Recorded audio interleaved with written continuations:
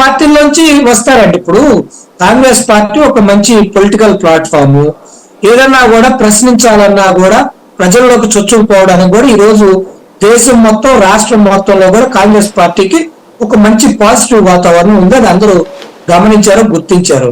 నేనేమన్నానంటే YCP party మీద చంద్రబాబు నాయుడు గారు మాట్లాడేది, టీడీపీ పార్టీ మాట్లాడేది వేరు, జనసేన పవన్ కళ్యాణ్ గారు వీళ్ళు మాట్లాడేది వేరు, బీజేపీ వీళ్ళు మాట్లాడేది వేరు, కాంగ్రెస్ పార్టీ మాట్లాడేది వేరు. వైసీపీ గురించి కానీ మిగిలిన ఏ అంశాల గురించి అయినా కూడా. అందులోనూ ప్రత్యేకంగా రాజశేఖర్ రెడ్డి గారి బిడ్డ షర్మిలమ్మ గారు మాట్లాడేది వేరు.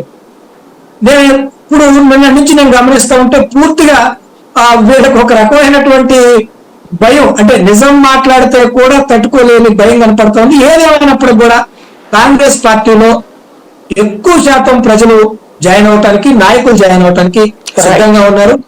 ఏదేమైనప్పుడు కూడా 20% ఓట్ షేర్ ని ఈ రాష్ట్రంలో కాంగ్రెస్ పార్టీ తిరిగి క్యాప్చర్ చేయబోతా ఉందని చెప్తా ఉన్నాం. తెలుగుదేశం నుంచా వైసీపీ నుంచా? అదే సార్ నేను అనేది.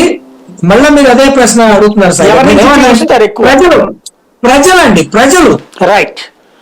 ప్రజలు సార్ సాయి గారు ఇక్కడ ఒకటి ఆయన 20% అన్నాడు కదా, 1.2% వచ్చింది.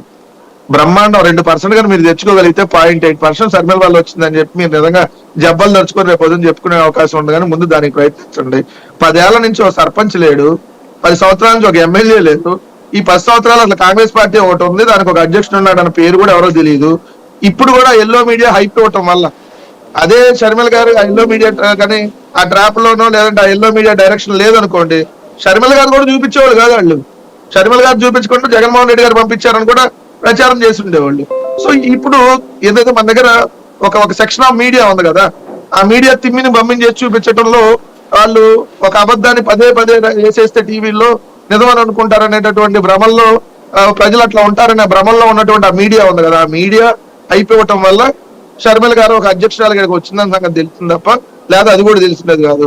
ఒకటి క్లియర్ గా నేను అన్నా, ఇప్పుడు నేను క్లియర్ గా అన్నది మొన్న కూడా సార్ రేవంత్ రెడ్డి ముఖ్యమంత్రి అయినాక ఆంధ్రజ్యోతికి ఇచ్చినటువంటి దాంట్లో రాజశేఖర రెడ్డి గారి గురించి ప్రకృతి తీసుకెళ్లిపోయింది, ప్రకృతి ఎవరిని వదలదు అని అంత అవహేళనగా మాట్లాడితే మరి అదే కాంగ్రెస్ పార్టీ లో మరి ఈ రోజు ఎట్లా జాయిన్ అయింది?